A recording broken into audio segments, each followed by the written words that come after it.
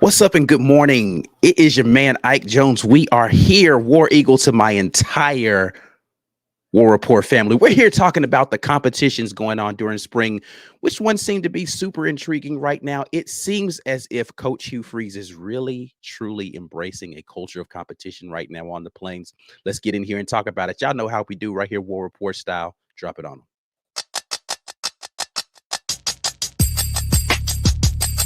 You are now listening to the War Rapport. Drop. Friday, March 31st, the morning drop. Your man Ike Jones in here. B Will this morning in here talking a little competition. How you feeling this morning, B? Pretty good, man. Pretty good. Little one slept all through the night. You know what I'm saying? Yeah. And then the older one got up because he was having bad dreams. So, we can't win for losing. But it's all good. It's all good. We still in here, man. Got the fresh brew. I got to get my morning drop mug. You know what? If y'all hadn't got that morning drop mug, I need y'all to get it. I'm about to get mine. I still want my special order when Ike. Special colors only available. See, Ike did this thing where he made the merch. He made merch, right? And he made a blue War Rapport hat. Oh, but it's available now to everybody, so you can't even say that. Oh, so you opened it up to everybody. Yeah. But for the first 2 years of the channel's existence, could nobody have that blue hat but Ike? See, he be doing it when he want to do it. I ordered mine special. And when everybody said, "Man, can I please have one?" and he was like, "No, just for me." But no but conditioner. since then, warreport.com, go to the shop. It's available there. There's a blue one. Yeah. It's on there now. But anyway, I'm gonna get my special mug and let everybody go, "Oh, can we get that one? Be with?" I'm be like, "Nah, 2 years." Just like I made y'all wait for the hat. 2 years. They don't even sell the color change mugs no more. So if y'all got the color change joints, that was like limited edition, bro. Oh man. Yeah, Ethan, you got lucky, man. For real. But anyway, that ain't got nothing to do with what we supposed to be talking about. We ain't here. Yeah, man. But so here's kind of what sparked the thought in my head, and I have a couple of thoughts. And we're gonna play a clip.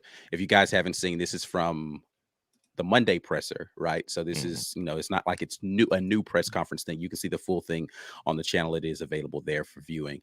But just a clip of Hugh Freeze talking about kind of the competition that's going on, and I think Mike G was the one. He's like he's not sure that they're not making decisions about depth chart and things of that nature. And they might be weeding out like the cream of the crop from the very bottom.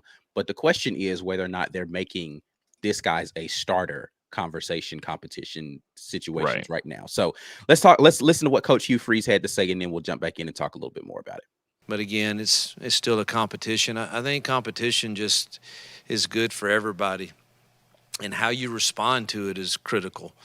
And so the more we can create, and we'll just keep rotating those guys to see, kind of how they handle the competition. And it's going to, like I've said, it's going to go into fall camp.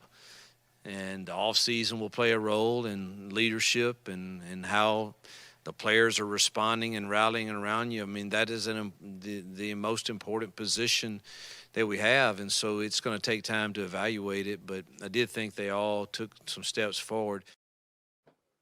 Okay, so a couple of things I want to say about this is, number one, I think it puts in a different perspective for me, and you can agree or disagree on this, B. Will, about who's getting starter reps. Like, like people started to make a big, such and such was taking reps with the ones. That doesn't seem to matter based on what he's saying. He's saying they're going to continue to rotate people in and out. So we shouldn't take too much from that change being indicative of anything. But any thoughts on that? No, I agree. And I think there's a few layers to the idea that, hey, well, no, I'm not evaluating anybody for 1, 2, 3 in the spring, but he is evaluating them, but it's not a hard stamp of coming out of the spring. You definitely are 1. You definitely are 2. Right. I don't think there's a hard order there. I think it's more about, what did I see from you that I liked? What did I see from you that improved over the course of spring camp? And that way he at least has an idea of, I don't want to say a pecking order, because I think it's still all up in the air. I think he wants to see, based on this clip, I think he wants to see how they react once another quarterback comes into that room? How are you then? Are you pouting because you're not getting the reps? Is that enough to make you go and jump in the portal? I think it's a continuous evaluation. And what Mike G says is that's a lie. You know who was out there if they throwing all wacky passes and they not hitting their targets. Then yeah, I think it's absolutely. He knows that you're not accurate enough to be in this race. But I think all things considered, he's reserving judgment because he wants to see a long, drawn out evaluation of not only on field but off field. Once you introduce some other factors, how did you come back? How did you handle your summer conditioning? It's a longer process than I think the fans want to hear it. And but I'm sure it's what's best for the room. It's what's best for I mean, so one of the things that I think is interesting is the idea that well, let me ask you a question in regard to this. Do you think that he is doing this because there is no standout, right? Is the competition thing only necessary because there's not a person that's emerged that says, oh, that's going to be the guy right there, right? Because I don't know that anybody's challenging Jarquez Hunter right now for RB1. Right. It's the 2 and the 3 that maybe the competition is pretty heavy for. Nobody's really challenging DJ James for a corner spot. It's the opposite corner, right? So yeah. Is it because nobody on the offensive line, because he's talked about a lot of guys need to be able to play there? Is it because of the quarterback? I don't think anybody's challenging Rivaldo Fairweather right now for tight end responsibilities. He's probably going to be the guy, right? But is it because we've got a bunch of guys who could potentially be it, and so we're just waiting to see which of these we want to pick? Or is it because really there's just not a guy? So I think it's probably two things. One is what he talked about, the effect that the quarterback has on the team, on the offense especially, but on the team. That position is, and I've talked about this before, whether it's pro or college, that position is imbued with leadership responsibilities, whether they are a leader or not. And I think one of the things he wants to see is whether a guy actually has leadership capability before he just says, you're the best thrower, here, go get it. Or here, you're the best operator of the offense right here. And at the end of March, you're the guy, go get it. I think he wants to see intangibles from his quarterback. He definitely wants intangibles from his quarterback. And I think what he doesn't know about any of these guys, and I think it's fair, Jarquez Hunter is a dude, period. Point blank. So we don't have to do this questioning. And also, you don't have to put your running back through a gauntlet anyway, because you don't want them to get injured. You see what you need to see. Oh, I see it. Good. Go sit down. We got you. Let's wrap you in bubble wrap until the fall gets here. And the same thing with cornerback. If you saw the tape from last year, you saw DJ James go against the best wide receivers in this conference and play extremely well. So you don't have to do a bunch of guessing. I do think part of it is you're not that guy. Skill wise, accuracy wise, decision making wise, none of you are that guy. So I have to put you through your paces to see, can you be that guy? And not even that you can fully prove it in the spring, because I don't really think you can. I think the fall he said it's going to go into the fall. Like he was making it very clear. I'm not making this decision in spring. So you guys can you can keep asking the question, but the decision's not going to happen until the fall. Right. So I think the skill football evaluation will continue for months after fall camp. But the biggest part is the intangibles, what these players have not been able to show him, because he said maturity before he even got his hands on the quarterback. He said that room needs to grow up. That was before spring camp. Yeah. That room needs to grow up. I don't think he's seen what he needs to see from any one of them. If you were going to be critical, you could say maturity issues with TJ Finley for how he reacted after he played poorly and lost his job to injury last season. You could say maturity issues with Robbie Ashford at times on the sideline, showing frustration, body language when he had a poor play. You could say experience, or looking extremely green for Holden Garner, and a lack of experience. He hasn't been a leader of men because he hasn't been out there to lead anybody. So all of them lack something up to this point. And I think he wants them to prove that, because he knows, and I'll never forget, it was the 2010, the national championship game, Cam Newton, of course, in Auburn versus Oregon. And Nick Saban was on the panel, right? because, with the coach, and they get him the guest feature on the panel for the national championship game. Yeah. Anytime he's not playing, they get him for some reason. But Yeah. And they asked Nick Saban to predict who was going to win the game, and he was like, "Well, I don't want to say, I'll just say." He didn't want to say Auburn is going to win. I think as an Alabama head coach, he didn't want to say the words Auburn is going to win this game. But he said that something to the effect of the value of Cam Newton as a single force and leader at that position kind of raises the tide for all the other players on their team. And he didn't think that dude was going to lose because he made such a difference for everybody else on the team, offense and defense. That is the value of a good quarterback. Now, Cam is an extreme example because he had so much confidence and ability. It was unreal. But we've seen it to a lesser extent in a Tim Tebow. Intangibles lift the play of the team. If you have that dude, it makes so much of a difference, which is why you can't gamble with just the guy who's your best thrower or just the guy who's your best operator of your offense. Hugh Freeze wants the one that is special, and he wants that player to show that he's special through some trials and tribulations, some fights in the spring, coming out here with the 2s or the 3s in scrimmages, having another guy in fall camp, but you're still head down and you're willing to work, meeting the challenges that the coaches put in front of you.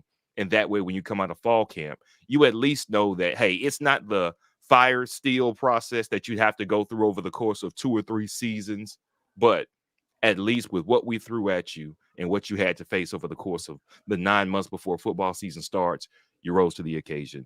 So I see why he's waiting a good bit before he makes a definitive choice on quarterback. Yeah, I mean, for whatever reason, as soon as you said the fire steel situation, I thought you were talking about Kevin Steele. But I could have chose different words. That's a good point. But one of the things I think is interesting too, like you talk about, just we're trying different things, like seeing the reactions is, again, if you were taking starter reps yesterday, how do you react to tomorrow you're taking, third string reps? Right. Like, is that going to upset you? Are you going to play? Are you going to get, an attitude and not play and go all out just because I've got you over here with the walk-ons doing drills as opposed to where you were yesterday? And there's no explanation to it, right? It's not like you did something. We're just trying somebody else out today. Right. And how are you going to react to that sort of thing? Are you still going to be? One of the things I heard from practice that I liked a lot was Camden Brown. He was down with like an ankle injury, something like that, lower leg injury.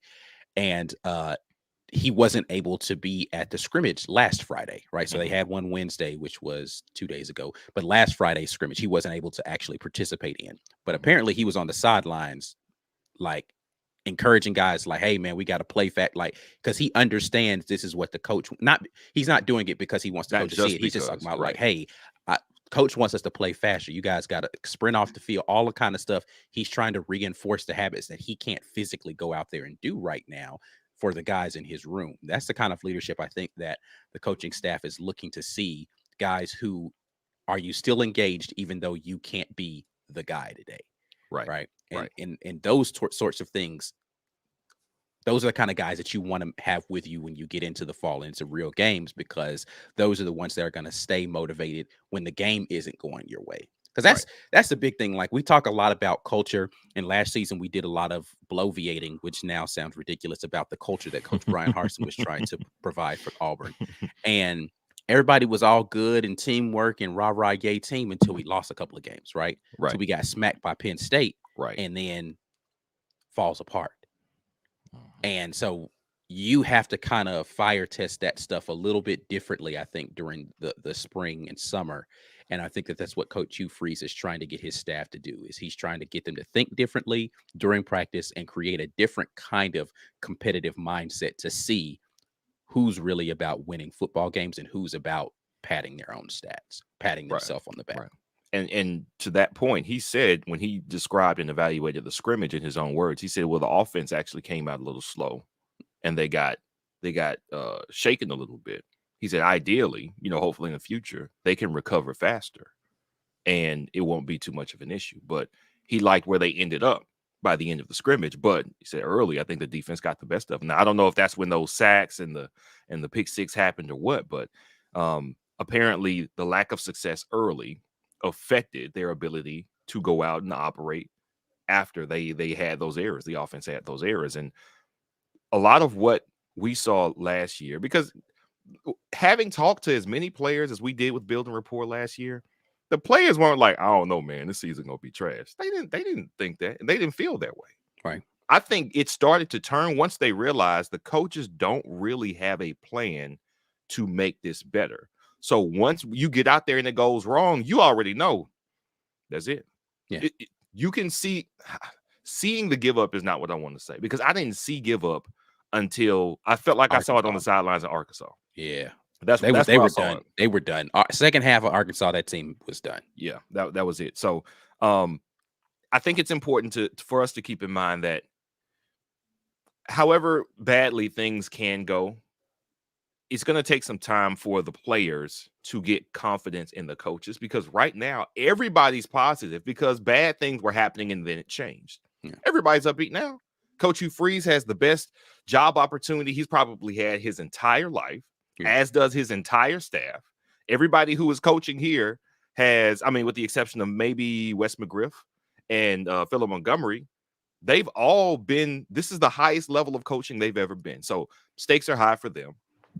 The same thing for these players. All right, Robbie had a chance coming in last season, but he actually got a bite at the apple. And now he thinks he can do more. He wants to prove that he can do more. TJ Finley got a chance, didn't go well. Now he has the most to prove, or his college career could be a lot worse than he imagined it being. Holden Garner, he got to throw with Cam Newton, and now everybody's talking about you. This is a grade A program. We've been in the dumps the last couple of years. This is a grade A program. Everybody's excited. The hopes are high. He needs to be able to see these players rise to the occasion, and hopefully, if anything goes wrong, and I see why he wants to make this happen in the spring and probably fall camp too, you need the players to stay engaged and stay motivated so that they can execute your plan to recover, because the players need to believe in the coach just as much as the coach believes in the players. Yeah. As much as he talks about locker room being very important, I think that's more so than anything else what he's trying to build in the spring. Yeah, I mean, you're right. It's going to be a thing that the players have to figure out how to embrace, and building that culture is just it's a difficult thing. Because I mean, we talk about culture, and it's difficult to kind of assess culture until games are being played, right? Because you know, like again, happy feelings during the fall camp even don't really amount to much of anything if you can't produce wins in the fall football games, right? You know. Yeah. But anyway, let's get. We're gonna just quickly talk about the sponsor, of course, Rogue Shop. I wasn't trying to come up with no cute transition today. It's all good, man. I don't know. Listen, man. Sometimes you just gotta drop it on them like we do in the mornings right here in the morning drop. But RogueShop.com is what you need to go and drop in on, and it will be to your benefit because it's America's #1 online dispensary. Use code Rapport to let them know the guys at the War Report sent you. I appreciate everybody who has been in here commenting already. We are going to hear from the comment section. You guys make sure that you are sharing the video and like and subscribe. Like the video, subscribe to the channel. Get more people involved in what we got going on. You guys already know about membership and all those things. But let's talk to some people. We will start with the super chat because we love when people do that. Lisa Daniel jumps in and says, have y'all written off the QB in the room? I guess all the QBs in the room. All of them or just one, Lisa? Help us out with that. I was about to say, yeah. When you say off the QB, maybe she meant the QB room. Anyway, I'll say this. I have not personally written off our quarterback room. I just think that there's a long way to go before you understand the system properly. Especially if you've never done it before. And I think it's a little early to write off the room. But yeah, I haven't. I haven't either. And the reason I haven't is because I don't ever want to put it past an individual to say, that's it. This is my chance for the circumstances to bring out the absolute best out of somebody. I do think there are limits on how much you can improve accuracy, especially in a short amount of time. I think there are limits on how much you can just change who you are. And I have serious questions as to whether or not the system that was put in front of these guys last year, both Robbie and TJ. It was gonna take years for them to adapt to it and operate it efficiently. It took Bo Nix really 9 games starting before the light turned on, and there were some lows in those 9 games before he actually started to look like he picked it up and started to look better as a quarterback. Neither one of these guys got 9 starts. If Robbie, no, he didn't start 9. He started 8 because Penn State was the 3rd game of the season last year. Yes. So he didn't start that game. He started the next game. So he did start. Missouri was his first start. Missouri was his first start. So he started 9, but he had a bum shoulder for 8.5. Mm-hmm. So as far as present of mind, healthy body, so that you can really adapt and not have to consciously think about protecting yourself and all that stuff, that didn't happen last year for either one of these guys.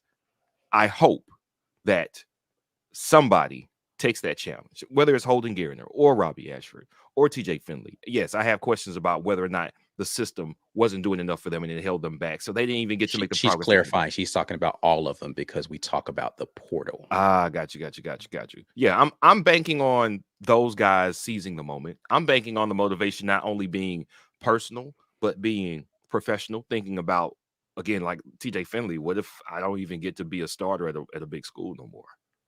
That's motivation. What if, hey, well, my NIL opportunities are going to lay at the feet of how well I can show when I get on the field? Well, you gotta win spring or fall ball, and then you have to get out there and not let up. These opportunities are now tied. For all of the negatives of NIL, I think a very big positive may be you got to ball out when you get out there, especially for positions where there isn't a lot of rotation. How much people know the name TJ Finley or Robbie Ashford or Holden Garner is going to depend on, number one, did you get a shot to go out there? Number two, what did you do when you got out there? If you want big NIL checks, you want a sponsorship, you need to go out there and ball. You throw some picks, you fumble the ball, you're out there looking lost and just making bad decisions. Listen, man, we're going to sit you down. The crowd is not going to be happy, and they're going to be on to the next. And those money opportunities are going to be vanishing. I like them having that motivation. There's a lot at stake for these players, and that's why I won't count out the entire room. I don't think every Tiger in that room could change his stripes, though. I'll say that. There is some deficiencies in everybody's game. I don't think it's a matter of work and practice for everybody to work through them. They won't even get enough time, because if you go out there for a game and show badly, I think you're out of here. So who knows which one it will be, but I'm not writing off the entire room, though.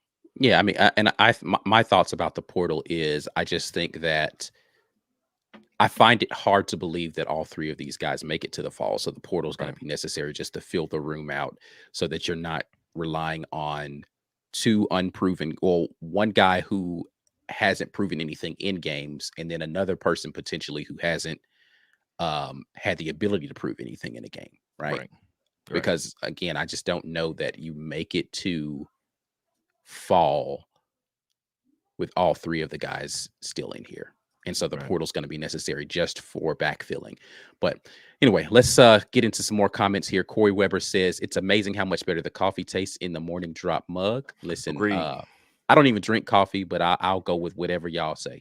You know what I'm saying? So hey, I haven't had it yet, but you know I'm finna hype it up as soon as I get my morning drop mug. Yeah. Peyton Full getting an opportunity, finally catching a drop live. Good morning, people. Hope everyone has amazing, productive Friday. Appreciate you dropping in with us there, Peyton Full. Michael Carlisle jumps in and says, just found a way to change a trip for next week and will now make it to Auburn for the A-Day game. Can't wait. The first competitive A-Day game in a while. If you listen to the structure that Hugh Freeze set out, I like that a lot better. The defense, you're going to spot the defense 23. You got to get 24. Go.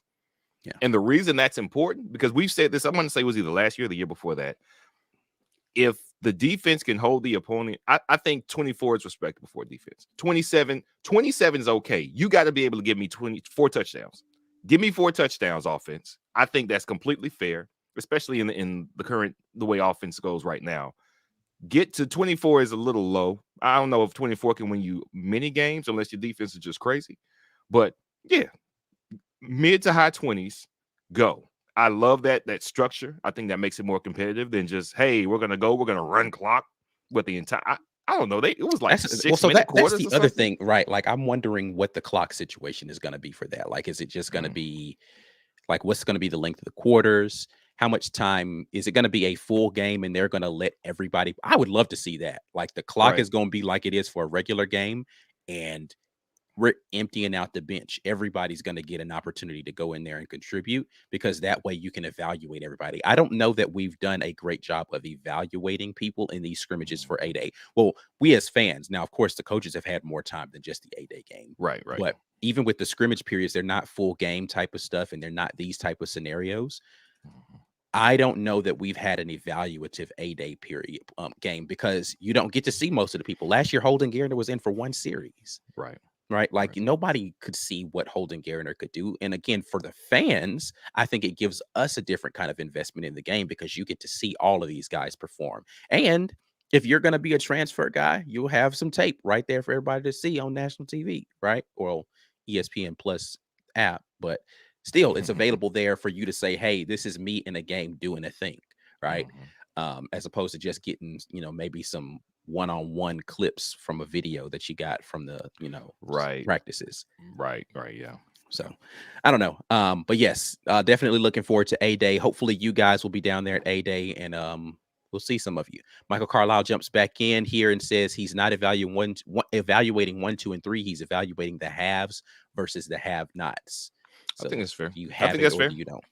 because you can see some guys that have it that you might have too much talent in front of them. And Mhm. hey, man, you're not gonna see the field, but I want to keep this guy around. Yeah, you can start to see it in spring camp. So yeah, absolutely, I agree with that. Aunt Robinson says, "Good morning, fam. I think fall camp is when Coach Hugh Freeze will separate the depth chart. So waiting until fall to start getting into depth chart stuff. I think that jives with what he said in that clip, at least, right? He said these Yeah, are going to go into the fall. So for sure. we got a while before we see that. It is going to be interesting to see who trots out first on A-Day, though, for sure, because there's going to be a lot made of that. Yeah. James Barnett says, I have a hard time believing that the quarterback that didn't win the job at another school can come in and take the job from a QV that's already working with this staff. Just my opinion. Yeah, I don't. I agree with you that if you lose here, if you lose your camp wherever you're at, that you're a better option than here. It's possible if it's a program with a lot of QB talent. Now, Georgia isn't an offensive juggernaut by any means, or at least not over the course of Kirby's tenure there. But they've got two guys who are rated as 5-star guys, both pro style guys, both guys apparently with big arms. And if they've been sitting behind a guy that's been operating the offense like the way Stetson Bennett was, and hey, you got to sit, which is good. You got to learn, and you've already been in college, so you're not just completely brand new. I think that's a situation. So I saw some speculation that, hey, we can pick up one of Georgia's guys. I don't like the idea of speculating this far in advance because I think both of those guys are focused on winning that job right now. And So I then don't. still, with the interconference transfer rule, they couldn't play this fall. So Oh, that's true too. Yeah. But I think the one situation that actually makes sense is if you could not transfer because you needed to graduate, like a Grayson McCall. And again, I'm not even saying absolutely Grayson McCall is the answer to all our problems here, but I like the idea of experience, efficiency, accuracy, and I'm on the market not because nobody wanted me or because I lost a battle, but because my transfer situation wasn't possible at the first window. I think that's the best case scenario. But no, a guy who lost a job being ready to just turn our fortunes around. I'm with you. I have very little faith in that. yeah. Jonathan Boyson says, I think someone has separated themselves. Coach Hugh Freeze is just keeping it close to the vest, but A-Day should show us if someone has separated themselves. Perhaps. Yeah, I mean, I don't know that he's made it. I think there's a lot of speculation that he's made a decision. What's clear is that he understands where everybody's weak and where everyone is strong at this point in time. Like, Mhm. okay, this guy needs to work on this guy needs to work on this. And he probably has some leanings in the direction. He might be one of those that's like, well, I'm kind of hoping this person emerges and Mhm. takes the helm. But I don't Mhm. think he's seen enough from any one quarterback yet to say that that person is the one. Right. I agree with that. Brian Hancher says, I'm still more concerned about our O-line than QB. Coach Hugh Freeze says we need help after seeing what we have what we have is troubling. What I'll say about this is I think he is talking about depth more than I think he feels Right. like he might have some quality starters in that group, but beyond the one deep, not really sure where we're going to go at each of those places. So I think that's more about a depth thing, which is still concerning, right? You need your room to have more depth in case something happens, right? Right. Jonathan Boyson again says, let's be honest, if a brand new offense, though, is killing the defense in spring scrimmages and even A-Day, I'm going to be a little worried about our D. I agree. The defense is your job is kind of your job. With defense, with offense, things can get wildly different. Your run scheme, gap, is it zone? Is it are we shotgun? Are we pistol? So much changes for an offense that you just have to get into the habit of doing the new things that offense needs you to do. And learning those new things takes time. So yeah, if that offense came out there with no idea what they were doing before the end of February and came out here schooling the defense and scrimmages, defense is in trouble, buddy. Trouble. Yeah, I mean, especially considering they're probably running a lot of the same stuff out of base formations, right? So you're seeing a lot of the same things over and over again. You should be able to, it should be a little more predictable for you what the route combination is supposed to be. They're not trying to trick you as much, or, and Coach Hugh Freeze talked about this too. We're not really game planning. Right. We're just running our stuff, right? So it's not as if we're saying, okay, and this is actually very encouraging to hear. This is a very subtle thing that probably a lot of people aren't highlighting. The fact that your coach is saying, yeah, it's a little different because we're not game planning, meaning they're going to actually go into a game and say, this is how we're going to attack this defense and this person in this defense. When is the last time you felt like we did that? Instead of saying, this is what we're doing when we're lining up and we're going to go run it. Doesn't matter who it is. Just go run the stuff and just do it better next time. Yeah, there's, what it makes. So we're sitting here talking about how that's the MO for spring camp, because again, you're just trying to get into the habit of doing the things the offense necessitates that you do. It's like we were running the season like it was fall camp. Oh, well, just go out there and do it again until you get it. Like, hey man, we losing games. That's actually the NATO's basketball philosophy.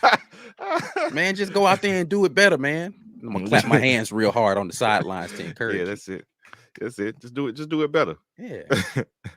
Revenue going down all across the city. People don't even want to come in town no more. Come on, let's just do it better.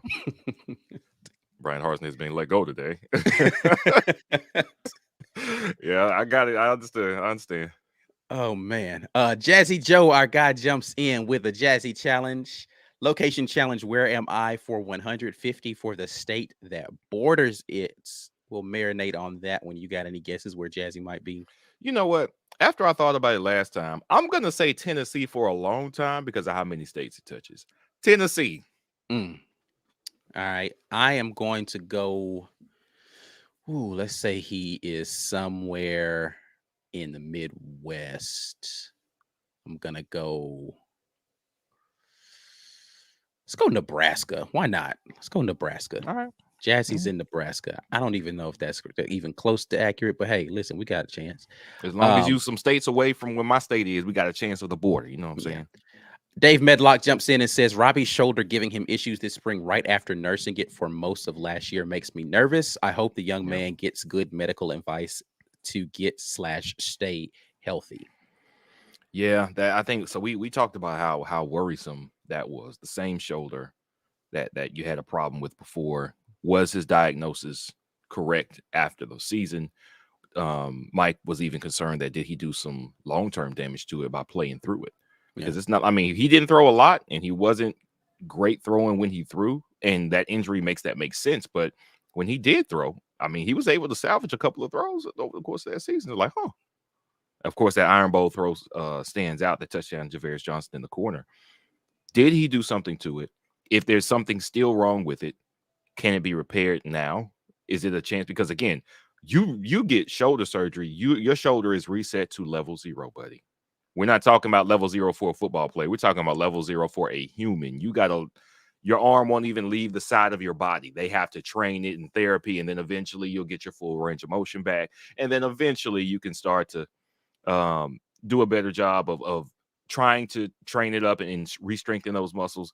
It would set him so far back in the competition. Like maybe he would be physically ready to compete in fall camp, but you're not going to be throwing heavy. You can't put torque on that thing if you're just coming off a shoulder surgery. I mean, it takes, we're talking 6-9 months. If he needs surgery, it might not be good. And the last time I can remember somebody having a shoulder issue, he couldn't quite work through it, Zach Calzada. Yeah. Zach Calzada was never right for Auburn again after he had his injury, his shoulder surgery. Never saw the field. So yeah, it is what it is. Jazzy says he's in California, ready to make my way home for A-Day. So a couple of the family is going to be there for A-Day. Okay. So Michael Carlisle, I think, was asking, are we going to be there for A-Day? I will be in town for A-Day. Of course, B. Will lives in Auburn, so he's going to be in town, but probably not at the game. Yeah, I think my son's got a birthday party, man, and he very rarely goes. It's like his one consistent friend over the last 2-3 years. We're gonna see. We're gonna see if we can get the Grands involved and try to get me and Ike out there. We're gonna see. Yeah, and I think Mike is going to be in town as well. C's probably going to be the only one not in town. So, Corey Weber says, guys, we need to pray for Auburn dad and his family. According to his last tweet, got some bad news this morning in regards to his son. We need to pray. Okay, definitely prayers for Auburn dad. He had been expressing there were some issues going on with his family for sure. Yeah. Valencia Jackson also says prayers for the Auburn student who lost his mom in the Nashville shooting. Oh, wow. Yeah. Man, definitely a crazy situation happening in Nashville. Definitely thoughts and prayers with the people over there dealing with that whole tragedy. Last one here, and before we get out of here, Jazzy Joe jumps back in. How about all these wide receiver targets we are looking at? Dope. As far as I'm assuming the recruits. Yeah, recruits coming up. Listen, man, Walker White is out there doing work. He's like, man, I like the way that he approaches it. It's very I won't say it's like a spam person, but like he'll be like, hey, I was looking at your film and I really like what I saw. You should come to Auburn. Like those LinkedIn messages. Hey, if you want to help your business get to, hey man, I don't even do sales. Leave me alone. Yeah, but it's always really, it seems like he's expressing genuine interest. It's like, well, I was looking at your profile and I saw that you were a graduate from Auburn University, and I just wanted to see, like, it's one of those type of situations. Yeah. So he's definitely working hard out there on behalf of this new upcoming class to try to get more talent to follow him to the Plains. You know what? I was thinking about when Heather Dinich made that comment on Twitter, be patient with your wide receivers. Even though I know our current receivers didn't want to hear that, you know who that probably does good work for? Wide receiver recruits. Mm-hmm. Walker White, it got a little easier for the guys who think they want to recruit, want to play early, to say, hey, so y'all ain't looking good. Quarterback won't be there. Quarterback's tape is good. I mean, Walker White has a chance to be a 5-star recruit by the time the cycle closes. You combine that with, you know, Ryan Williams looking at us again after apparently a terrible recruiting effort from the last staff. I think we got a shot, man. I think we got a shot to clean up. If we said this when Harsin was here, and it's still true. He just didn't have what it took to get it done. If they show well with an offense, we don't have to be the best offense in the conference. Show proof of concept that can work more often than it fails over the course of the season. Win 8 to 9 games and say, listen, the difference between 8 to 9 games and 11 to 12 games is you. We got a quarterback coming in that we think is the next coming. Come be a part of it. Get on board with the program. We can clean up. Yeah, definitely. I think Coach Hugh Freeze has been sending the bat signal out there to recruits like, hey, man, we're not where we need to be. We need you guys to come on board. He's sending that message out to the transfer portal. There's a lot of people out there sending messages to people to come on board with what they got. Just like we're sending a message for you guys to come on board with what we got going on with the Rogue Shop. Head to rogueshop.com. You guys make sure you use code Rapport to get your percentage off. America's #1 online dispensary is the Rogue Shop. Everything that you need is there. Not everything you need, but at least you get some good stuff. Speaking of recruiting people to come on board with the team, we want you guys to be members of the War Report. You guys get your membership, or you can gift a membership if you're already a member, like our guy Jazzy Joe just did in the chat a little while ago. We appreciate everybody who is a member of the War Report. We want to continue to grow that family. But we're out of here. That's all we got for you guys this morning. Leave something down in the comments telling us what you think about the competitions that are brewing right now during the spring. We'd love to hear all of your thoughts about it. But that's it, man. We're out of here until the next time. And as always, War Eagle, we'll holler at y'all later. Peace. Peace.